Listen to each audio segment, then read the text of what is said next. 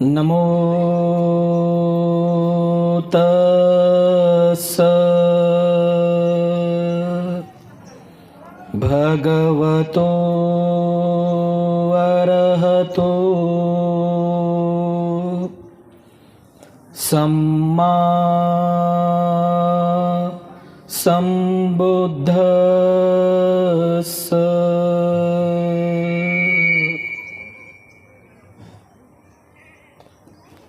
संपूर्ण विश्वाला सुख, शांती, मानवता तथा दुःखमुक्तीचा आर्य संदेश देणारे विश्व शांतीदूत महाकारुणिक तथागत सम्यक संबुद्ध तथागतांनी समग्र मानवजातीच्या दुःखमुक्तीसाठी उपदेशिलेला महान सद्धम्म अर्थात बौद्ध धम्म, या सद्धम्माचा अविरतपणे प्रचार आणि प्रसार करणारा तथागतांचा पूजनीय श्रावक संघ अर्थात पूजनीय भिक्खू संघाला त्रिवार अभिवादन करतो। ज्यांच्या अथांग अमर्याद त्याग प्रभावामुळे या भारतभूमीला बुद्धभूमीचे रूप पुन्हा प्राप्त झालं, असे बौद्ध धम्माचे पुनरुद्धारक, तुम्हा आम्हा सर्वांचे उद्धार करते, प्रज्ञा सूर्य बोधिसत्व गुणोपेतन डॉक्टर बाबासाहेब आंबेडकर यांच्या समग्र धम्मक्रांतीमध्ये जीवनाच्या शेवटच्या श्वासापर्यंत समर्पित राहून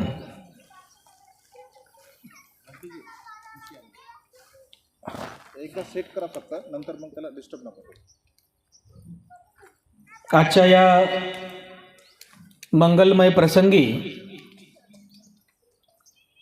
या ठिकाणी उपस्थित आपण सर्व धम्म उपासक, उपासिका, लहान बालक आणि बालिकांनो, धम्मदेशनेला सुरुवात करण्यापूर्वी सर्वप्रथम मी तुम्हा सर्वांच्या प्रती अनंत मंगल कामना अर्पण करतो, आशीर्वाद वचन अर्पण करतो। विशेष करून ज्यांनी अथक परिश्रम घेऊन हा कार्यक्रम या ठिकाणी आयोजित केला, त्या सर्व आयोजकांचं, व्यवस्थापक मंडळींचं, ज्यांनी ज्यांनी तन मन धनाने सहकार्य केलं हा कार्यक्रम यशस्वी करण्यासाठी, त्या सर्व उपासक आणि उपासिकांप्रती सुद्धा मी मंगल कामना अर्पण करतो। फार आनंद होत आहे आपल्या या मुंदेफळ गावामध्ये आल्यानंतर। कालपासून आमचं वास्तव्य आपल्या गावी आहे। काल यायला थोडा आम्हाला उशीर झाला, कारण आपल्यासारखेच भिक्खू संघाला नेहमी दान पुण्य करणारे, प्रेम करणारे उपासक प्रत्येक गावामध्ये आहेत। ज्या ज्या ठिकाणी गेलं त्या त्या ठिकाणी लोक म्हणतात की भंतेजी थांबा, थोडा उपदेश करा, थांबा, थोडा उपदेश करा। मग आम्हाला पण वाटतं की आता उपदेश न करता गेलेलं बरोबर नाही, किमान 2 शब्द का होईना यांना आपण धम्माचा उपदेश करावा। आणि असं उपदेश करीत करीत काल आम्ही रात्री 9:30 वाजता आपल्या गावी पोहोचलो। तर मनामध्ये म्हणजे ट्रॅव्हलिंग करत असताना मनामध्ये असा एक विचार होता, आम्ही चर्चा पण झाली की बा आता गाव खेळायला चाललो आपण, रात्रीचे 9:30 वाजलेले आहेत, थंडीचे दिवस आहेत, लोक असतील का? कारण आमच्या त्या आईनी तर आम्हाला सांगितलं की भंतेजी तुमचं स्वागत करायचं आहे आणि जर असेल तुमची इच्छा तर रात्रीलाच तुम्ही आम्हाला प्रवचन करा। म्हटलं भंतेजी आता जर रात्रीचे 9:30 वाजले, मला वाटत नाही बा आता काही लोक राहतील, कारण शेतीबाडी करणारे लोक दिवसभर घाम गाळतात, दिवसभर काम करतात, थकून बागून बिचारे घरी येतात, आपली भाकर खातात आणि झोपतात। परंतु जेव्हा आम्ही या गावी आलो तर अचानकपणे आम्हाला लोकांचा जथ्था दिसला। पांढरे शुभ्र वस्त्र परिधान करून लोक रस्त्यावरती भिक्खू संघाची वाट पाहत उभे आहेत। आश्चर्य वाटलं, आम्हा सर्वांनाच आश्चर्य वाटलं की एवढ्या थंडीमध्ये एवढ्या उशीर रात्रीचे 9:30 वाजलेले आहेत आणि हे शेतकरी बांधव भगिनी आपल्या भिक्खू संघाची किती उत्साहाने प्रसन्न चित्ताने वाट पाहत आहेत. आम्हाला पण फार प्रसन्न वाटलं, फार आनंद झाला. आणि शेवटी कालचा स्वागत समारंभ आम्ही बघितला. त्या मेन रोडपासून तर या विहाराच्या या पवित्र प्रांगणापर्यंत ज्या हर्ष उल्हासाने आपण सर्वांनी स्वागत केलं. खरंच आपण फार पुण्यवान आहात, आपण फार पुण्यवान आहात. एवढं पुण्य आपल्या सर्वांना प्राप्त झालं आणि ज्यांच्यामुळे हे सर्व पुण्य तुम्हाला प्राप्त झालं, खरंच ते लोकसुद्धा महापुण्यवान आहेत, महापुण्यवान. त्या आई आहेत, नाव काय त्यांचं, राधाई अवसरमोल आई. मागील अनेक महिन्यांपासून आम्हाला फोनवर फोन करत आहेत. पण बांधवांनो, खरं सांगतो, यूट्यूबवर एवढं म्हणजे हे यूट्यूब चॅनल फेमस झालेलं आहे. ठिकठिकाणी लोक प्रवचन ऐकतात, लोकांना वाटतं की आमच्याकडे सुद्धा भंतेजींनी यावं. वेळच मिळत नाही. कंटिन्यू दौरे सुरू आहेत, कंटिन्यू धम्म दौरे सुरू आहेत. आणि त्यामुळे बऱ्याच महिन्यांपासून आईंचं फोनवर फोन होते की भंतेजी आमच्याकडे या, वेळ काढा. आणि शेवटी वेळ काढला आणि आजचा हा योग जोडून आला. त्यामुळे आजचा जो काही वेळ आहे, हा संपूर्ण वेळ आपल्या सर्वांच्या हिताकरिता, सुखाकरिता भिक्खू संघाने राखीव ठेवलेला आहे. दिवसभर आपल्याला आज धम्मदेसना ऐकायची आहे. तेव्हा ज्या ज्या मंडळांनी किंवा आपलं जे महिला मंडळ आहे, सुजाता महिला मंडळ आणि मंडळातील आपण सर्व माता भगिनी उपासिका, सोबतच पंचशील नवयुवक मंडळ मुंदेफळ आणि सिद्धार्थ नवयुवक मंडळ आणि समस्त आपण गावकरी मंडळी, बौद्ध उपासक आणि उपासिका, मी पुनश्च एकदा आपल्या सर्वांप्रती मंगलकामना अर्पण करतो. आपल्या सर्वांचं मंगल हो, आपल्या सर्वांचं मंगल हो, अशी अनंत मंगलकामना आपल्या सर्वांप्रती अर्पण करतो. बांधवांनो,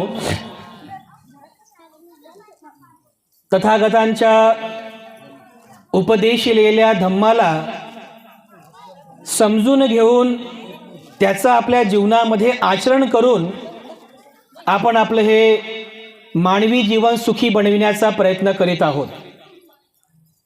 ज्या मार्गाचं आपण आचरण करीत आहोत किंवा ज्या मार्गाचं आचरण आपल्याला करायचं आहे, ते आचरण करण्यापूर्वी त्या मार्गाला समजून घेणं हे त्यापेक्षा जास्त महत्त्वाचं आहे. कारण धम्मपालन गाथेमध्ये आपण नेहमीच एक धम्मवचन म्हणत असतो, धम्मं चरे सुचरितं. हॅलो हॅलो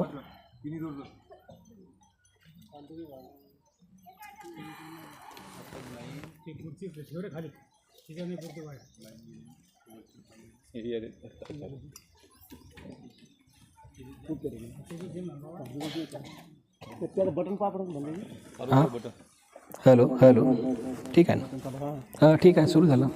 हां याला हे लावतो ना, नाही म्हणजे हे लाईट हे लावतो, लाईट गेली तर हे सुरू असेल, राहू दे कंटिन्यू, काय होतं पुन्हा मदत जर लाईट गेली तर हे पुन्हा कमी येते. ऐक हां बरं बरं. हॅलो हॅलो हॅलो ठीक आहे, असंच पकडतो याला की नाही, याला ठेवून द्या बाजूला.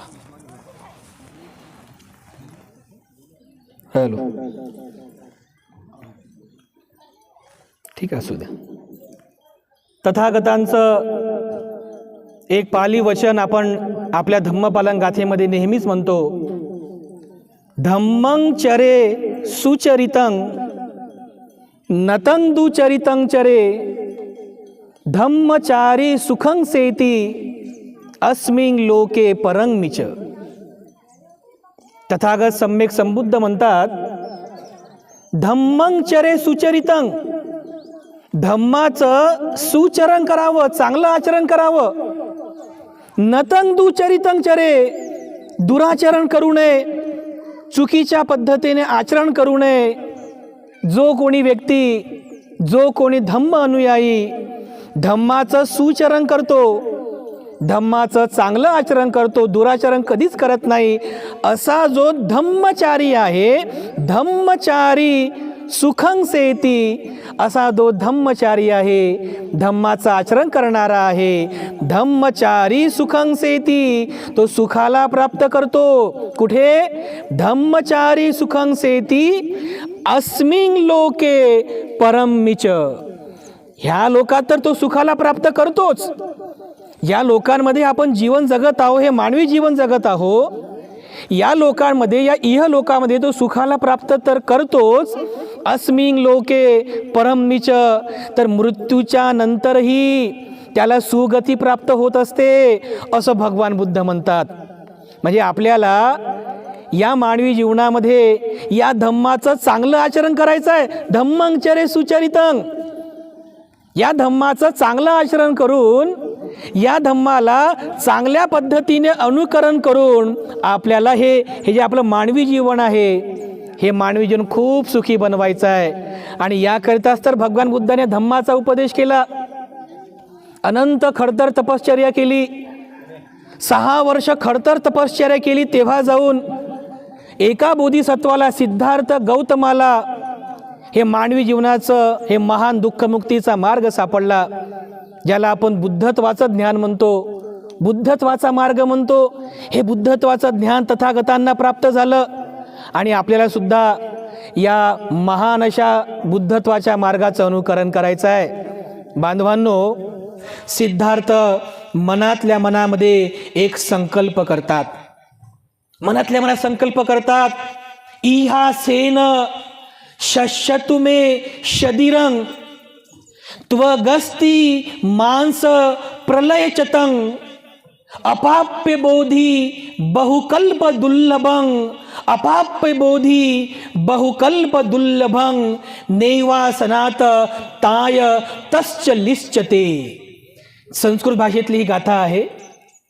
भगवान बुद्ध अर्थात सिद्धार्थ गौतम त्या ठिकाणी ध्यानाला बसले आणि ध्यानाला बसल्यानंतर संकल्प करतात, वज्र संकल्प करतात की आता माझं रक्त सुकून गेलं तरी चालेल, माझं हे शरीर सुकून गेलं तरी चालेल, मी मृत्यूला प्राप्त झालं तरी चालेल, परंतु जोपर्यंत मला सम्यक संबोधीची प्राप्ती होत नाही तोपर्यंत मी माझं आसन सोडणार नाही. रक्त सुकून गेलं तरी चालेल, माझं शरीर सुकून गेलं तरी चालेल, अरे मी मृत्यूला प्राप्त झालो तरी चालेल, परंतु जोपर्यंत मला संबोधीची प्राप्ती होत नाही तोपर्यंत मी माझं आसन सोडणार नाही. असा संकल्प करतात सिद्धार्थ, वज्र संकल्प करतात आणि ध्यानाला सुरुवात करतात. तर किमान 28 दिवस पुरेल एवढं अन्न ते स्वतःजवळ जमा करून ठेवतात की पुन्हा उठायचं काम पडू नये, आणि ध्यानाला सुरुवात करतात. अगदी सुरुवातीपासून विचार करतात, मी गृहत्याग केला, त्या गृहत्यागाचं कारण काय होतं, ते युद्धाचं कारण काय होतं, हे मनुष्य लोक दुखी आहेत, या दुःखाचं कारण काय होतं, का बरं एक मनुष्य दुसऱ्या मनुष्यासोबत भांडण करतो, का बरं एक समाज दुसऱ्या समाजासोबत युद्ध करतो, एक व्यक्ती दुखी का आहे, त्या दुःखाचं कारण काय आहे, चिंतन करतायत. सिद्धार्थ गौतम चिंतन करतायत की या मानवी जीवनातील दुःख काय आहे, या दुःखाला नष्ट कसं करावं याचं चिंतन करत आहेत. बाबासाहेब आंबेडकरांनी भगवान बुद्ध आणि त्यांचा धम्म या ग्रंथामध्ये सिद्धार्थाने केलेल्या त्या ध्यान मार्गाचं सुंदर स्पष्टीकरण केलेलं आहे. सिद्धार्थाला 4 पायऱ्यांनी जावं लागलं, ध्यान अवस्थेमध्ये 4 पायऱ्यांनी जावं लागलं. पहिल्या पायरीमध्ये तर्कबुद्धी आणि अन्वेषण यांच्या साह्याने सिद्धार्थाने पहिली पायरी पार केली. तर्कबुद्धी आणि अन्वेषण. तर्कबुद्धी म्हणजे काय? तर्कबुद्धी म्हणजे लॉजिक. एखादा मार्ग जेव्हा आपण स्वीकार करतो तर तो माझ्या कल्याणाचा आहे की नाही, त्या मार्गाचं आचरण केल्यानंतर मी दुःखमुक्त होणार की नाही हे स्वतःच्या तर्कबुद्धीने त्याला ओळखायचं. ही तर्कबुद्धी आणि अन्वेषण म्हणजे इन्व्हेस्टिगेशन, त्याची तपासणी करणे, की त्या मार्गामध्ये सत्य काय आहे हे तपासणे, त्या मार्गामध्ये असत्य काय आहे हे तपासणे. अशा पद्धतीने सिद्धार्थ गौतमानी तर्कबुद्धी आणि अन्वेषण या दोन तत्वांच्या साहाय्याने बुद्धत्व मार्गातील पहिली पायरी ही पार केली. त्यानंतर दुसऱ्या पायरीमध्ये त्यांनी मनामध्ये समतोलपणाची भर घातली. म्हणजे समतोलपणा म्हणजे इक्वॅनिमिटी. समतोलपणा म्हणजे सुख असेल तरी समतोल राहायला पाहिजे, दुःख असेल तरी आपण समतेमध्ये राहायला पाहिजे. कोणी निंदा केली की कोणी स्तुती केली तरी आपण समतेमध्ये राहायला पाहिजे. जय झाला किंवा पराजय झाला तरी आपण समतेमध्ये राहायला पाहिजे. यालाच म्हणतात समतोलपणा. म्हणजे सुख असो की दुःख असो आपण समतेमध्ये राहावं. तर सिद्धार्थ गौतमानी दुसऱ्या पायरीमध्ये समतोलपणाची भर घातली, समतोलपणा. त्यानंतर तिसऱ्या पायरीमध्ये सिद्धार्थ गौतमाने समतोलपणामध्ये एकाग्रतेची भर घातली. तिसऱ्या पायरीमध्ये मन समतोल झालं. तिसऱ्या पायरीमध्ये सिद्धार्थाने मनाला एकाग्र केलं, म्हणजे कॉन्सन्ट्रेशन केलं. आपला हा जो श्वास आहे बघा, सकाळच्या सत्रामध्ये भंतेजींनी ध्यान घेतलं की नाही, तर तेच ध्यान हा जो येणारा आणि जाणारा जो श्वास आहे या श्वासावरती स्वतःचं मन एकाग्र केलं.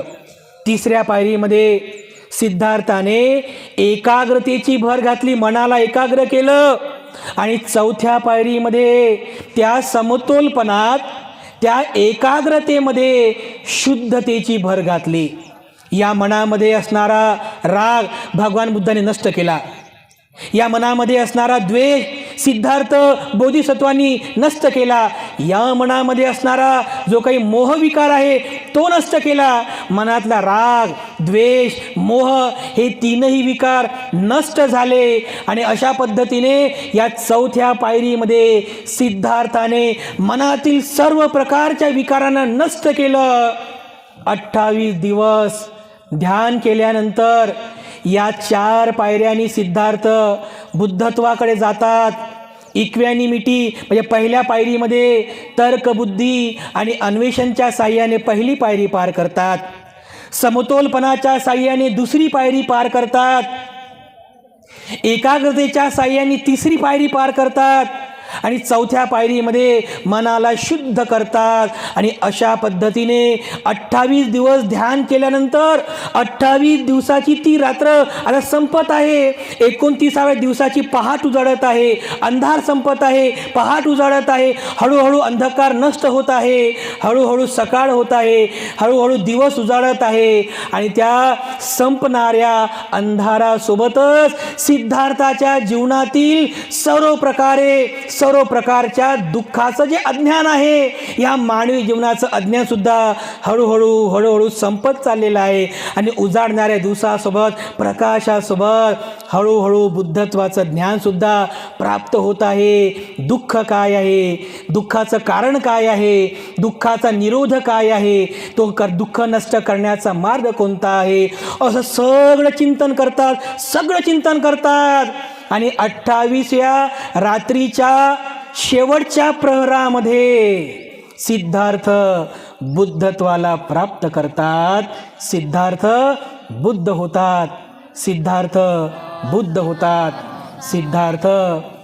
होतात. जेव्हा सिद्धार्थ गौतम बुद्धत्वाला प्राप्त करून घेतात तेव्हा सिद्धार्थच्या पुढे मुख्यत्वे 2च समस्या निर्माण झाल्या. जेव्हा त्यांनी डोळे बंद करून चिंतन केलं, या बुद्धत्वाचं चिंतन केलं, या ज्ञानाचं चिंतन केलं, तेव्हा त्यांच्या समोर 2च समस्या उभ्या राहिल्या. 2 समस्या त्यांनी पाहिलं की या जगामध्ये 2च समस्या आहेत. पहिली समस्या की या जगामध्ये दुःख आहे. या मानवी जीवनामध्ये दुःखाचं अस्तित्व आहे हे निर्विवाद सत्य आहे, हे कोणीही नाकारू शकत नाही. हे निर्विवाद सत्य आहे. आणि या दुःखाला नष्ट कसं करावं ही दुसरी समस्या होती. म्हणजे काय आहे, या मानवी जीवनामध्ये दुःखाचं अस्तित्व आहे ही पहिली समस्या. आणि या दुःखाला नष्ट कसं करावं आणि हे संपूर्ण मानवी जीवन सुखी कसं करावं ही दुसरी समस्या. अशा दोन समस्या, हे दोन प्रश्न सिद्धार्थाच्या पुढे उभे राहिले. सिद्धार्थ आणखीन त्याचं चिंतन करतात की दुःख काय आहे.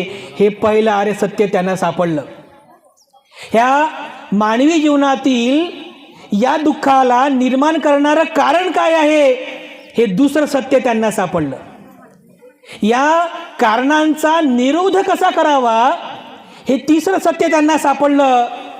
आणि या कारणांचा निरोध करण्याचा मार्ग कोणता आहे हे चौथं सत्य त्यांना सापडलं. आणि या चार आर्य सत्यांची अनुभूती त्यांना झाली.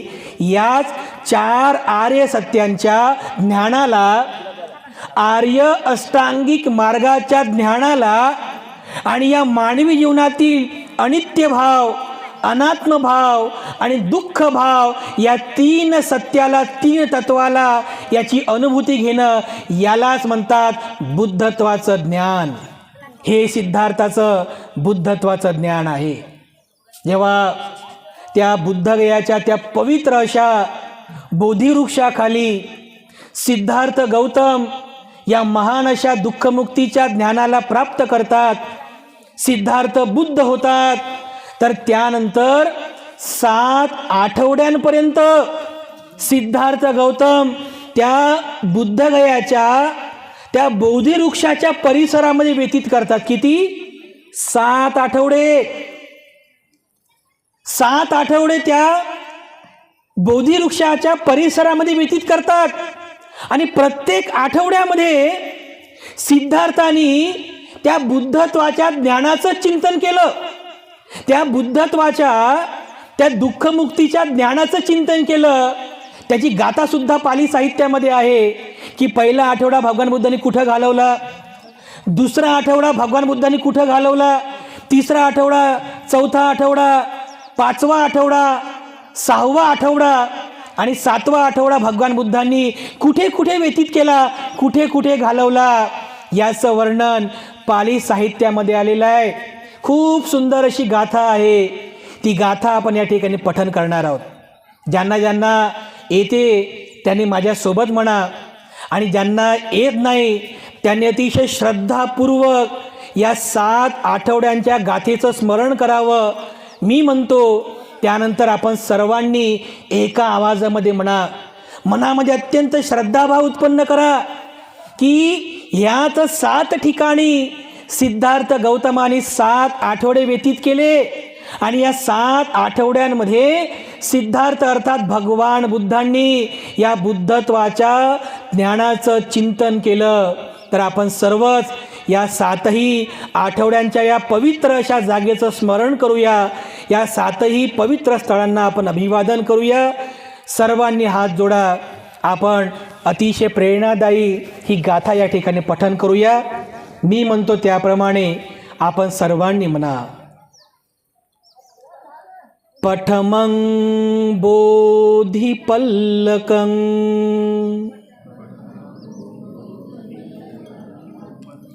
द्वितीयं च अनिमिषं तृतीयं चक्कमनं सेट्ठं चतुर्थ रत्नाघरं पंचमं अजपालं च मुचिलंदेन छट्टमं सप्तमं राजायतनं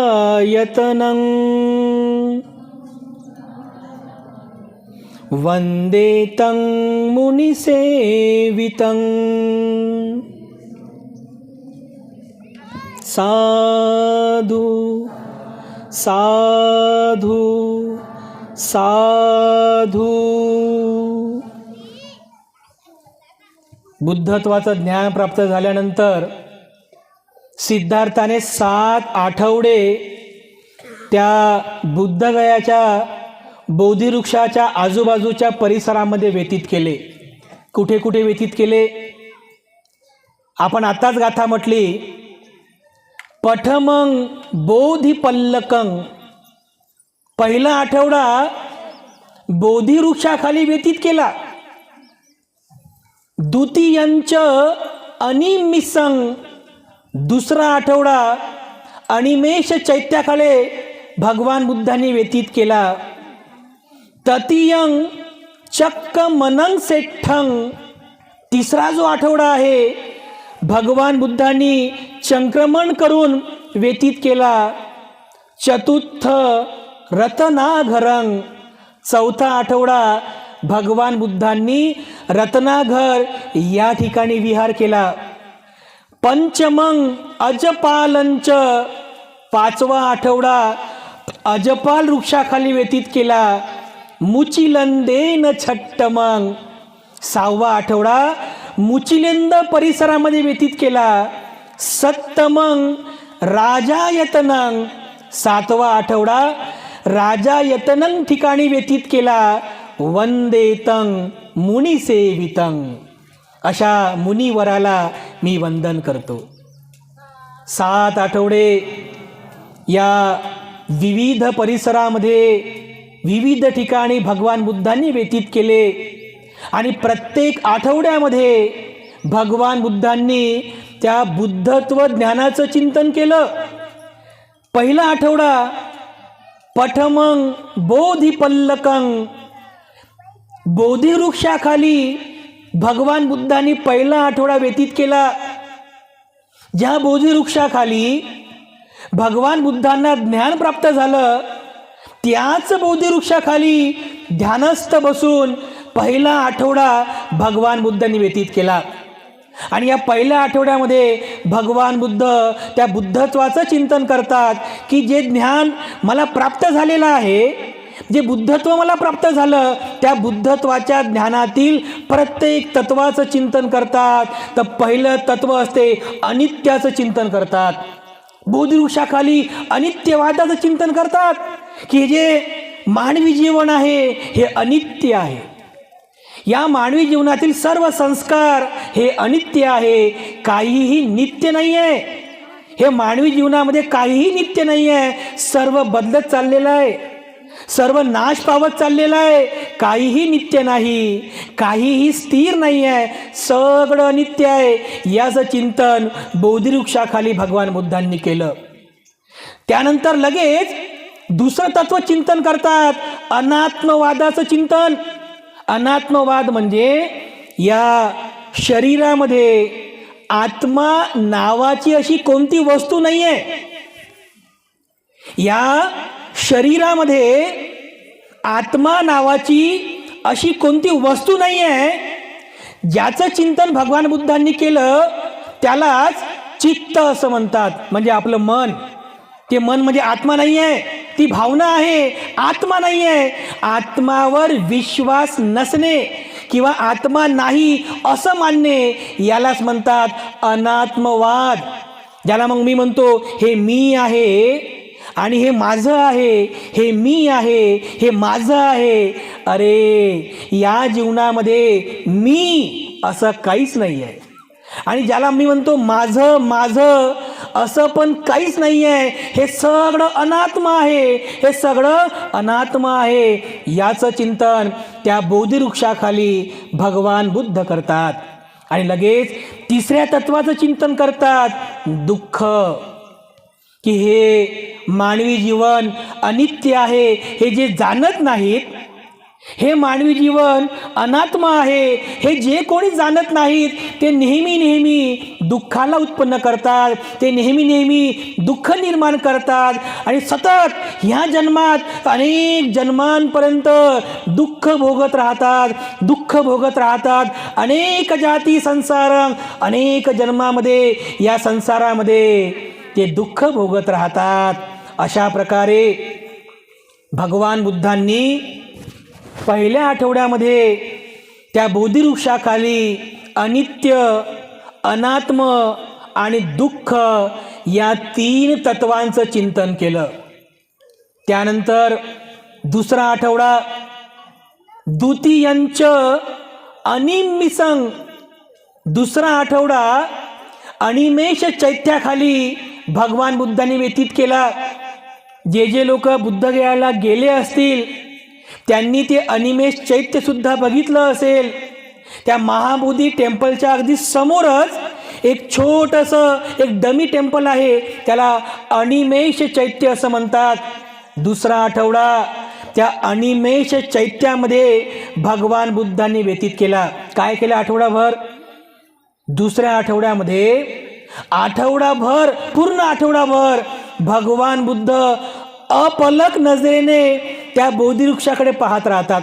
म्हणजे ह्या पापण्या न हलविता, या पापण्यांची हालचाल न करता, म्हणजे वर खाली न करता अपलक नजरेने सिद्धार्थ त्या बोधिवृक्षाकडे पाहतात आणि कृतज्ञ भाव उत्पन्न करतात. अरे हा बोधिवृक्ष किती महान आहे, हा जो बोधिवृक्ष आहे हा बोधिवृक्ष किती महान आहे. माझ्याही अगोदर जे जे बुद्ध होऊन गेले ते सगळे बुद्ध या बोधिवृक्षाबद्दलच कृतज्ञ भाव व्यक्त करतात. सिद्धार्थ अपलक नजरेने त्या बोधिवृक्षाकडे पाहतात आणि मनामध्ये कृतज्ञ भाव उत्पन्न करतात.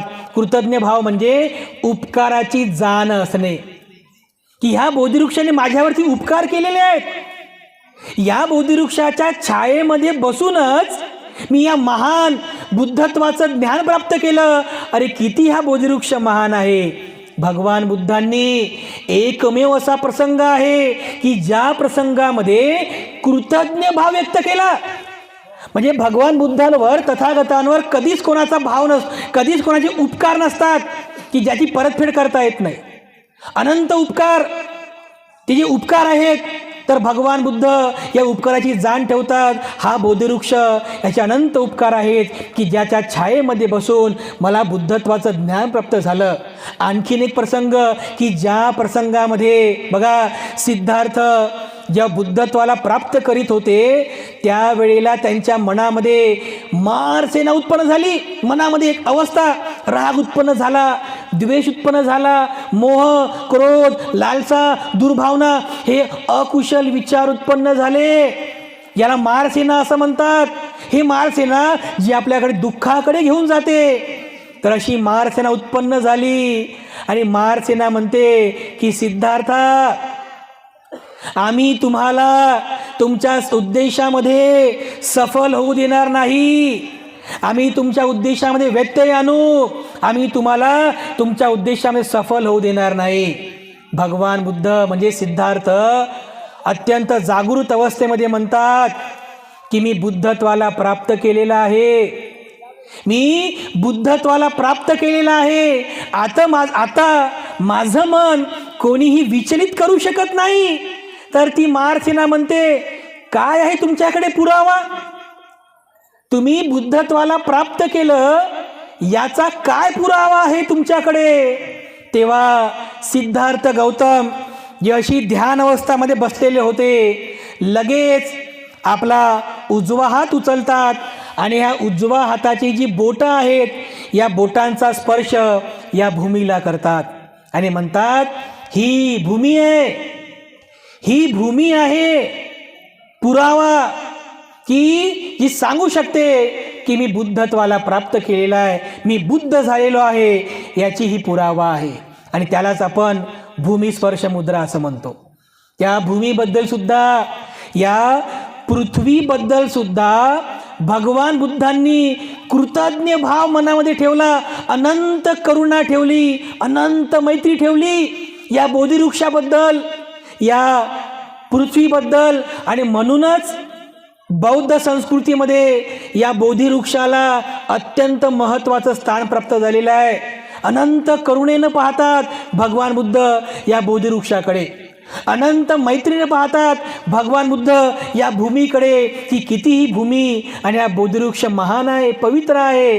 बघा बांधवांनो, एवढी महान करुणा बाबासाहेब आंबेडकरांमध्ये पण होती ना. कारण बाबासाहेबांनी सुद्धा आपल्या सर्वांप्रती जी अनंत करुणा मनामध्ये उत्पन्न केली, त्या अनंत करुणा भावनेमुळेच तर बाबासाहेबांना वाटलं की अरे हे जे लोक आहेत ते लोक किती दुःखी आहेत, या लोकांचं दुःख कमी झालं पाहिजे. ह्या लोकांच्या जीवनामध्ये जे दुःख आहे हे दुःख नष्ट झालं पाहिजे. अरे अरे अनंत करुणा बाबासाहेबांच्या मनात उत्पन्न झाली.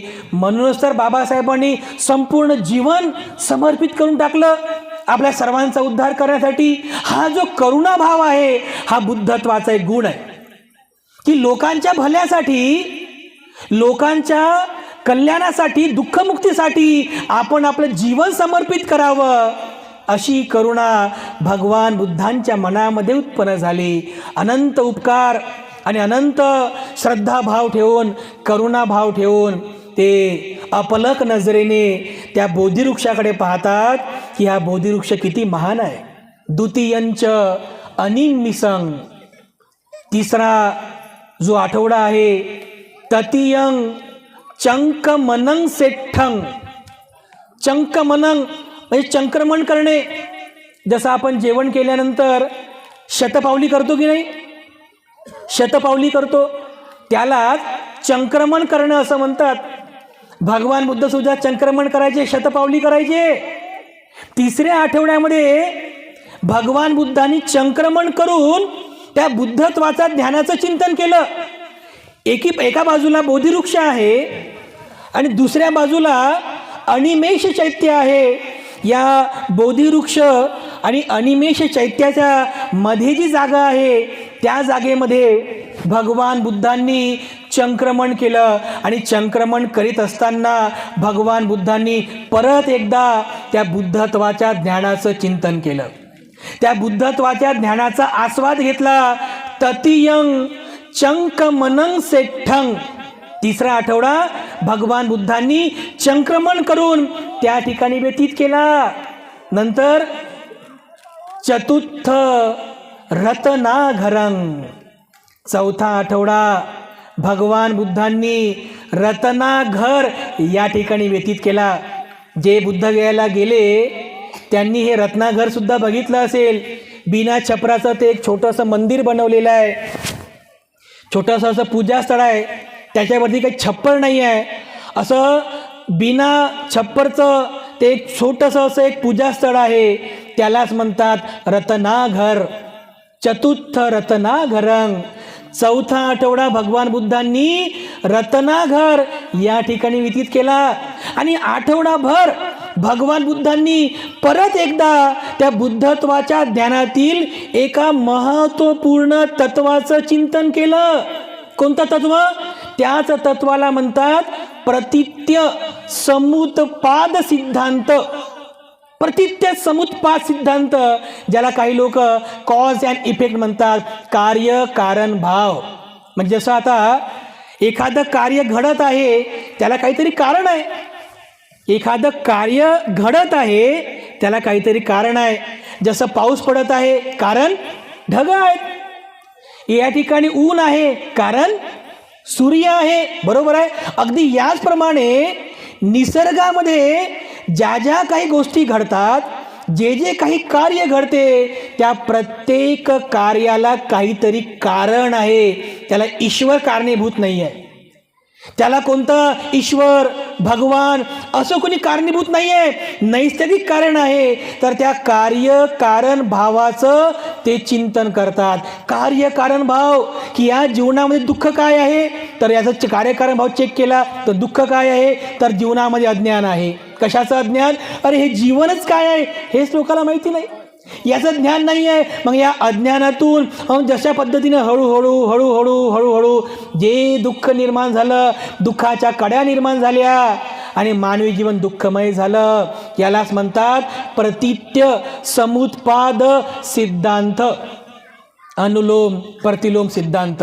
ज्यांना बुद्ध धम्माचा अभ्यास आहे त्यांना प्रतीत्य समुत्पाद सिद्धांत म्हणजे काय हे सुद्धा समजून येईल की ह्या मानवी जीवनामध्ये जे दुःख आहे या दुःखाला कोणी दुसरं कारणीभूत नाही आहे, कोणता ईश्वर कारणीभूत नाही आहे. अरे या दुःखाला आपणच जबाबदार आहोत, कारण आपल्या जीवनामध्ये आपल्या जीवनाबद्दलचं असलेलं अज्ञान हेच या दुःखाचं कारण आहे. अविद्या, अज्ञान, अविद्या, पच्चया संखारा. अरे संस्कार उत्पन्न होऊ लागलेले आहेत.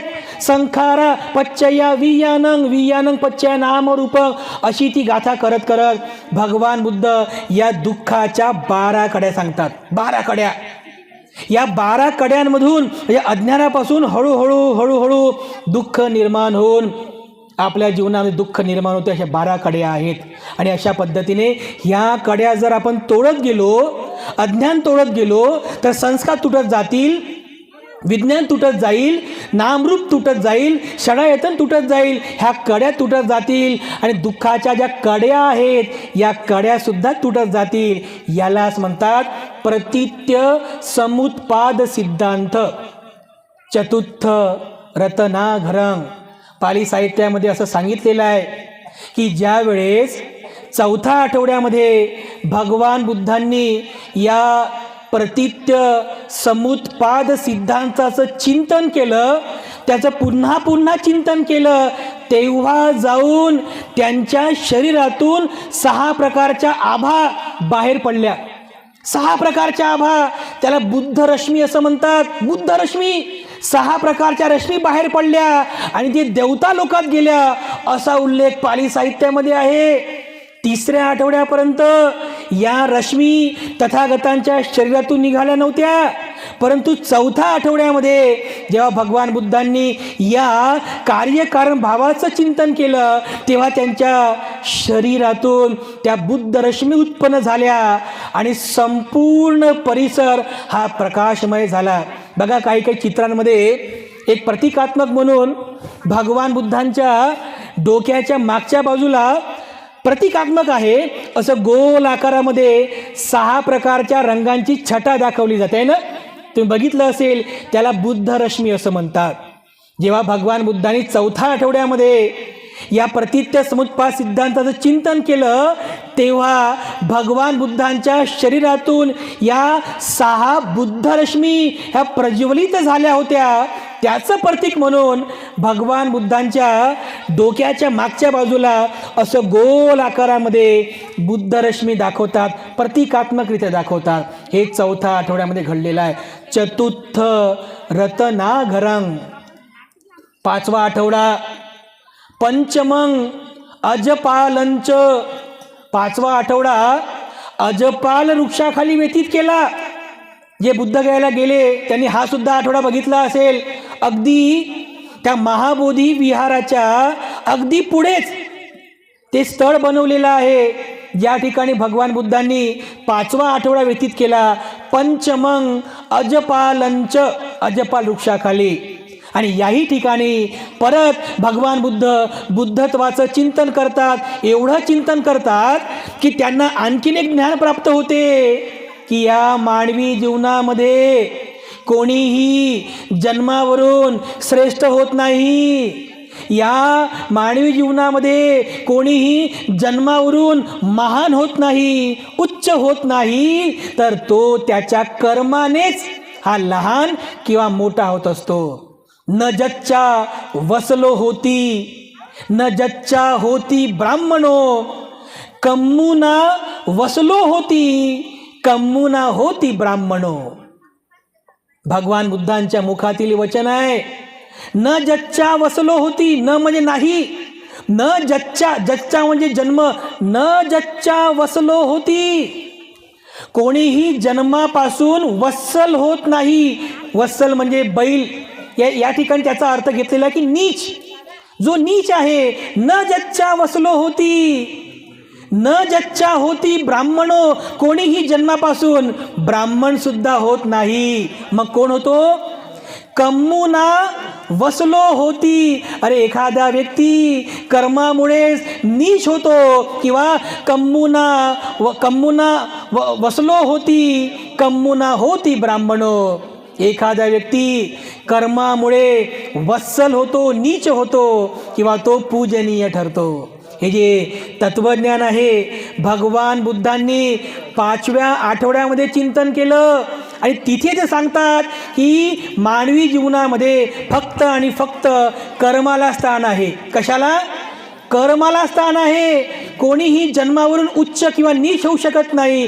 तो व्यक्ती जे कर्म करतो त्या कर्मावरूनच तो व्यक्ती हा वत्सल होतो किंवा ब्राह्मण होतो.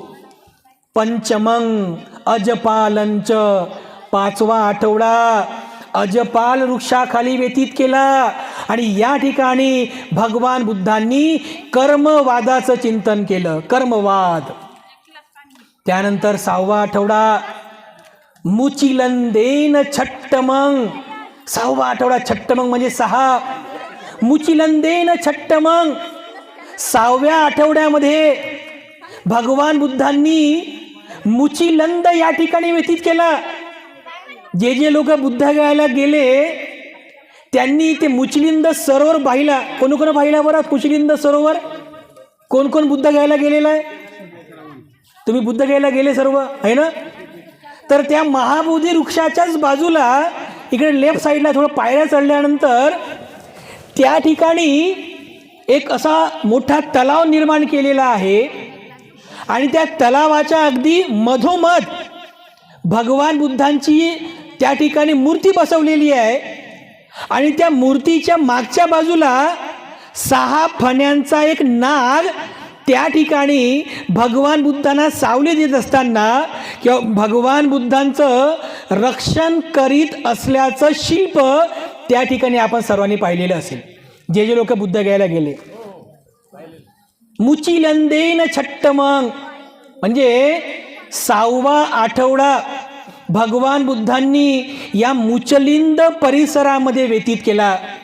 आता काही लोकांना असं वाटतं की भगवान बुद्ध ज्यावेळेस 6व्या आठवड्यामध्ये ध्यानाला बसले होते तर खूप जोराचा पाऊस आला, खूप जोराचं वादळ आलं, वावटळ आलं आणि त्या वादळापासून पावसापासून तथागतांना म्हणजे भगवान बुद्धांना त्रास होऊ नये म्हणून मुचलिंद नावाचा नाग आला आणि त्या नागाने असा फणा काढला आणि त्या नागाने भगवान बुद्धांचं रक्षण केलं.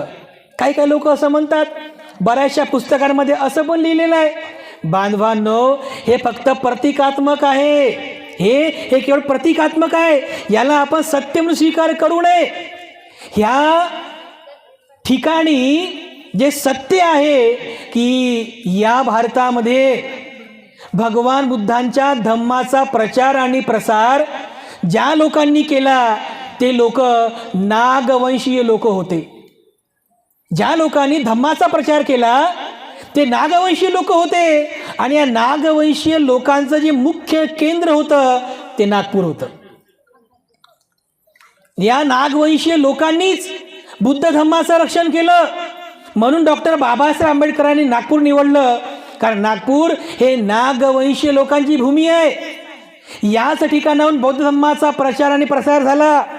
तर हे प्रतिकात्मक आहे की ज्या वेळेस अनंत पाऊस आणि वादळ सुरू झाला तर या पावसापासून या निसर्गाच्या प्रलयापासून तथागतांचं रक्षण करण्यासाठी हे नागवंशीय लोकच पुढं आले आणि या नागवंशीय लोकांचा या नागवंशीयांचा जो राजा होता त्याला म्हणायचे मुचलिंद. त्या राजाचं नाव होतं मुचलिंद आणि त्या राजाने तथागतांचं रक्षण केलं. उन्हापासून, वादळापासून, पावसापासून तथागतांचं रक्षण केलं. आणि म्हणून तिथली जी महाबोधी सोसायटी आहे त्या महाबोधी सोसायटीवाल्यांनी इथं येणाऱ्या धार्मिक पर्यटकांना, अनुयायांना ते दिसावं तर प्रतिकात्मक तो तलाव त्या ठिकाणी निर्माण केला आणि तलावाच्या मधोमध एक प्रतिकात्मक तिथे दाखवलेलं आहे की भगवान बुद्धांचं रक्षण, भगवान बुद्धाच्या धम्माचं, संघाचं रक्षण जर कोणी केलं असेल तर ते या देशातले कोण लोक आहेत? नागवंशीय लोक आहेत. याच नागवंशीय लोकांनी धम्माचा प्रचार आणि प्रसार केला आणि म्हणून तिथे ते प्रतिकात्मक दाखवलेलं आहे. बऱ्याचशा लेण्यांमध्ये पण बघा, तुम्ही जर अजिंठा लेणी बघितली, वेरूळ लेणी बघितली तर बऱ्याचशा लेण्यांमध्ये सुद्धा म्हणजे लेण्यांचा जो प्रवेशद्वार असतो, जिथून आपण प्रवेश करतो, त्या प्रवेशद्वाराच्या दोन्ही बाजूला 6 फण्यांचा नागाचं शिल्पसुद्धा कोरलेलं आहे. ते प्रतिकात्मक आहे. शिल्पकाराला हे प्रतिकात्मक सांगायचं आहे की धम्माचं रक्षण करणारे कोण होते? नागवंशीय लोक होते. आणि त्याच नागवंशीय लोकांचे आपण सर्व वंशज आहोत. आपण सर्व वंशज आहोत. आपल्याकडे बघा ते नागपंचमी उत्सव साजरा करतात. नागपंचमी, अरे त्या नागपंचमी उत्सवात मागची भूमिका फार वेगळी आहे. काही लोक नागाची पूजा करतात. अरे तसं नाही आहे ते. थोडासा इतिहास आपण पण वाचला पाहिजे. कारण या देशामध्ये नागवंशीयांचे जे 5 राजे होऊन गेले, 5 राजे, त्या 5 राजांनी अनंत काळापर्यंत या भारतामध्ये धम्माचं राज्य प्रस्थापित केलं होतं. धम्माचं राज्य प्रस्थापित केलं. त्याच 5 नागवंशीय राजांचा उत्सव म्हणून नागपंचमी, नागवंशीय राजांचा उत्सव म्हणून साजरा करण्याची परंपरा भारतात निर्माण झाली. पण त्याचा विपर्यास केला गेला आणि त्या नागराजांच्या ऐवजी नागांची पूजा करा असं विपर्यास केला आणि आज त्याची विटंबना करण्यात आलेली आहे. बांधवांनो, बौद्ध धम्माच्या इतिहासामध्ये ही सुरुवात आहे की 6वा आठवडा भगवान बुद्धांनी मुचलिंद या ठिकाणी व्यतीत केला आणि त्या ठिकाणी भगवान बुद्धांचं रक्षण, धम्माचं रक्षण मुचलिंद नावाच्या नागवंशीय राजाने केलं. मुचलिंद छट्टमंग, मुचलिंदेन छट्टमंग, 6वा आठवडा मुचलिंद या ठिकाणी व्यतीत केला. त्यानंतर शेवटचा आठवडा 7वा आठवडा सत्तमंग राजायतनंग, 7वा आठवडा भगवान बुद्धांनी राजायतनंग वृक्षाखाली व्यतीत केला. हा वृक्ष सुद्धा, हे जे राजायतनंग स्थळ जे आहे, हे स्थळ सुद्धा महाबोधी वृक्षाच्या लेफ्ट साईडला तुम्हाला पाहायला मिळेल. जेव्हा भगवान बुद्ध 7वा आठवडा या राजायतन वृक्षाखाली व्यतीत करीत होते, त्याच वेळेला उत्कल देशाचे 2 व्यापारी तपस्सू आणि भल्लिक हे 2 व्यापारी त्या ठिकाणाहून स्वर्ण देशाकडे जात होते. स्वर्ण देश म्हणजे कोणता? आजचं जे थायलंड आहे, म्यानमार आहे किंवा व्हिएतनाम वगैरे जो भाग आहे, या सर्व प्रदेशाला स्वर्णभूमी म्हणायचे. तर त्या उत्कल देशातून व्यापार करून हे 2 अनुयायी, 2 व्यापारी तपस्सू आणि भल्लिक जे बंजारा समाजाचे होते, हे त्या ठिकाणी आले. त्यांनी भगवान बुद्धांना बघितलं आणि भगवान बुद्धांचं ते अत्यंत आकर्षक असं, मनमोहक असं सौंदर्यपूर्ण रूप बघून त्यांच्याही मनामध्ये ती श्रद्धा उत्पन्न झाली आणि त्या दोघांनी त्यांच्याजवळ असलेला डिंकाचा लाडू असतो ना, डिंकाचा लाडू, तो लाडू आणि मधुखंड भगवान बुद्धांना दान म्हणून दिला. तपस्सू आणि भल्लिक हे 2 व्यापारी जे स्वर्णभूमीला जात होते, ते पहिले तथागतांचे उपासक झाले. त्यांनी ते अन्न भगवान बुद्धांना दान केलं आणि त्याच वेळेला हात जोडून ते म्हणाले, बुद्धं शरणं गच्छामी, मी भगवंतांना शरण जातो. धम्मं शरणं गच्छामी, मी तथागतांच्या धम्माला शरण जातो. तेवपर्यंत संघाची स्थापना झाली नव्हती, कारण संघ तर सारनाथला नंतर स्थापन झाला होता. तर बुद्ध रत्नाची शरण आणि धम्मरत्नाची शरण, या 2 रत्नांची शरण ग्रहण करून तथागतांचे पहिले उपासक जे झाले ते कोण होते? तपस्सू आणि भल्लिक. या 7व्या आठवड्याच्या दरम्यान भगवान बुद्ध ज्या ठिकाणी राजायतन आहे तिथे विहार करत असताना तपस्सू आणि भल्लिक हे त्या ठिकाणी येतात आणि भगवान बुद्धांचे ते उपासक बनतात. एक इतिहास असा पण आहे की भगवान बुद्धांनी आपला एक केश धातू त्या दोन्ही व्यापाऱ्यांना दिला आणि तो केश धातू घेऊन भगवान बुद्ध परत त्यांच्या मायभूमी गेले, म्हणजे स्वर्णभूमीमध्ये गेले. आजचं थायलंड आणि म्यानमार त्या स्वर्णभूमीमध्ये गेले आणि त्यांनी त्या ठिकाणी जाऊन त्या तथागतांच्या केशधातूवरती भव्य दिव्य अशा स्तूपाची निर्मिती केली.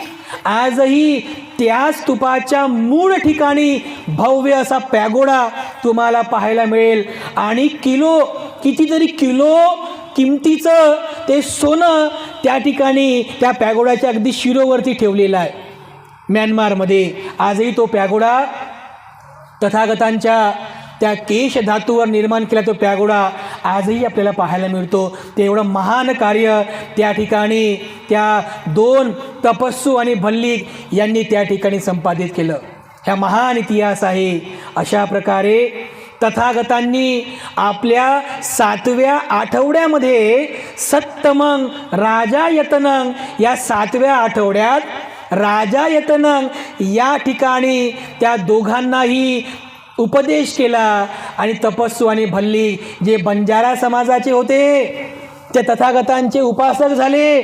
बंजारा समाज, आज जो आपण बंजारा समाज पाहतो ना, कधी ह्या गावातून त्या गावी, कधी त्या गावातून त्या गावी, ही जी परंपरा आहे बंजारा समाजाची, ते व्यापारी होते एकेकाळचे. म्हणजे ह्या गावात व्यापार करायचा, दुसऱ्या गावी जायचं, दुसऱ्या गावात व्यापार करायचा, तिसऱ्या गावी जायचं, असं भटकंती करून व्यापार करणारा तो बंजारा समाज होता. म्हणजे एकेकाळचा बंजारा समाज. आणि त्या बंजारा समाजाचे तपस्सू आणि भल्लिक हे भगवान बुद्धांचे पहिले उपासक झाले. कोण? तपस्सू आणि भल्लिक बंजारा समाजाचे उपासक होते हे. आणि आज बघा, आज बंजारा समाज ज्यांच्याकडे आपण पाहतो तर बंजारा समाजाची अवस्था किती वेगळी आहे. एकेकाळचा व्यापारी असलेला बंजारा समाज आज त्याची सामाजिक परिस्थिती अत्यंत वेगळी आहे, विचित्र आहे. तेव्हा भगवान बुद्धांनी हे 7ही आठवडे त्या ठिकाणी व्यतीत केलेले आहेत. या 7ही आठवड्यांना आपण प्रेरणाभूमी म्हणून बघावं. जे जे लोक बुद्धगयाला जातात, त्या महाबोधी विहाराचं दर्शन घेतात, त्या महाबोधी विहाराच्या आतमध्ये गेल्यानंतर आतमध्ये अतिशय सुंदर अशी भूमिस्पर्श मुद्रेमध्ये भगवान बुद्धांची मूर्ती त्या ठिकाणी आहे. त्या मूर्तीचं पण दर्शन घेतात. त्या महाबोधी विहाराच्या अगदी मागच्या बाजूला एक महान बोधिवृक्ष आहे. ज्या बोधिवृक्षाखालीच भगवान बुद्धांना बुद्धत्वाचं ज्ञान प्राप्त झालं. तिथेच भगवान बुद्धांनी पहिला आठवडा व्यतीत केला आणि बाकी सगळे आठवडे विविध ठिकाणी भगवान बुद्धांनी व्यतीत केलेले आहेत. तेव्हा आपण या सर्व म्हणजे 7ही आठवड्यांची जी जागा आहे त्या सर्व पवित्र अशा भूमीचं आपण पुन्हा एकदा स्मरण करूया. तीच गाथा पुन्हा आपण या ठिकाणी म्हणूया. ज्यांना ज्यांना पाठ नसेल त्यांनी परत परत म्हणावी. ज्यांना ज्यांना पाठ करायची आहे त्यांनी लिहून घ्यावी. ही गाथा पुन्हा पुन्हा म्हणावी. ज्या ज्या वेळेस आपण बुद्ध विहारामध्ये बुद्धांची पूजा करतो त्यासोबत सोबत या 7 आठवड्यांच्या गाथेचं सुद्धा आपण स्मरण करावं. ज्या ज्या ठिकाणी बुद्धांनी 7 आठवडे व्यतीत केले त्या सर्व स्थळांचं स्मरण करून आपण त्या सर्व स्थळांना वंदन करावं. वंदे तं मुनिसेवितं, त्या महान अशा मुनिवराला. मुनिवर म्हणजे कोण? ज्याने मनावर वर प्राप्त केला. आपल्या मनावर ज्याने वर प्राप्त केला, जिंकलं ज्याने आपल्या मनाला, असा झाला तो मुनिवर. तथागतांना मुनिवर म्हणतात. वंदे तं मुनिसेवितं, अशा त्या महान मुनिवराला मी वंदन करतो. आपण सर्वच परत एकदा हात जोडून त्या गाथेचं आपण स्मरण करूया, पठन करूया. पुनश्च एकदा सर्वांनी अतिशय श्रद्धापूर्वक त्या बुद्धगयेचं स्मरण करा, त्या बोधिवृक्षाचं स्मरण करा, त्या पवित्र निरंजना नदीचं स्मरण करा, त्या सुजाताचं स्मरण करा जिने खीरदान दिलं, त्या शेतकऱ्याचं स्मरण करा ज्यांनी 5 मुठी गवत दिलं. अरे महान त्या बुद्धत्वाच्या ज्ञानाचं स्मरण करा. आज पुनश्च एकदा आपण त्या पवित्र अशा महान तत्वांचं स्मरण करूया. मी म्हणतो त्यानंतर परत एकदा सर्वांनी श्रद्धापूर्वक म्हणावं. पठमं बोधिपल्लकं द्वितीयं च अनिमिषं तृतीयं च कमनं सेट्ठं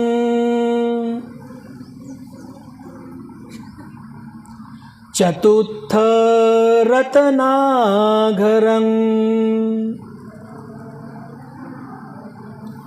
पंचमं अजपालं च मुचिलन्देन छठमं सप्तमं राजायतनं वन्दे तं मुनिसेवितं वन्दे तं मुनिसेवितं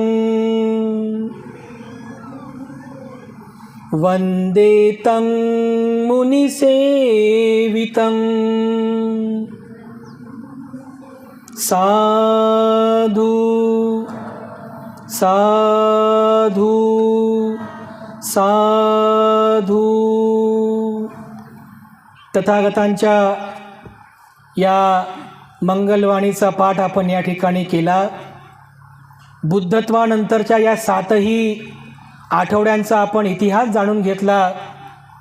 प्रत्येक आठवड्यामध्ये तथागतांनी कशा प्रकारे बुद्धत्वाचं चिंतन केलं, या बुद्धत्व ज्ञानाचा आस्वाद घेतला, चिंतन केलं, त्या प्रत्येक तत्वाला जाणण्याचा आपण सर्वांनी प्रयत्न केला. ही जी गाथा आहे, ही गाथा आपण सर्वांनी मुखपाठ करावी. प्रत्येक दिवशी ज्या ज्या ठिकाणी आपण बुद्धपूजा करीत असतो, त्या प्रत्येक बुद्धपूजेमध्ये या गाथेचं आपण पठन करावं, या गाथेचं आपण स्मरण करावं, तथागतांना आपण सर्व अभिवादन करावं. तेव्हा पुनश्च एकदा मी आपल्या सर्वांप्रती मंगलकामना अर्पण करतो. ज्या ज्या उपासक आणि उपासिकांनी पुढाकार घेऊन आजचा हा धम्म सोहळा या ठिकाणी आयोजित केला, त्यांच्या पुण्यकर्मामुळंच आपल्या सर्वांना पूजनीय भिक्खू संघाची धम्मदेसना ग्रहण करता मिळाले. आपल्या सर्वांचं महान असं पुण्य आहे. जे जे पुण्य आपण आज या ठिकाणी प्राप्त केलं, या पुण्यकर्माच्या बलाने तुम्हा सर्वांचं जयमंगल कल्याण हो. तुम्हा सर्वांना आयुष्य, वर्ण, सुख, बल, संपत्ती आणि समाधानाची प्राप्ती हो. तुम्हा सर्वांच्या इच्छा आणि मनोकामना ढगातून मुक्त झालेल्या पौर्णिमेच्या शीतल चंद्रमाप्रमाणे पूर्णत्वास जाओ, अशी मंगल कामना आपल्या सर्वांप्रती अर्पण करतो. आणि तथागतांच्या आशीर्वाद वचनांमधून या ठिकाणी आशीर्वाद अर्पण करून मी या ठिकाणी थांबतो. भवतु सर्वमंगलं रक्षन्तु सर्वदेवता सर्वबुद्धानुभावेन सदा सोत्थी भवन्तु ते. भवतु सर्वमंगलं रक्षन्तु सर्वदेवता सर्वधम्मानुभावेन सदा सोत्थी भवन्तु ते. भवतु सर्वमंगलं रक्षन्तु सर्वदेवता सर्वसंघानुभावेन सदा सोत्थी भवन्तु ते. सा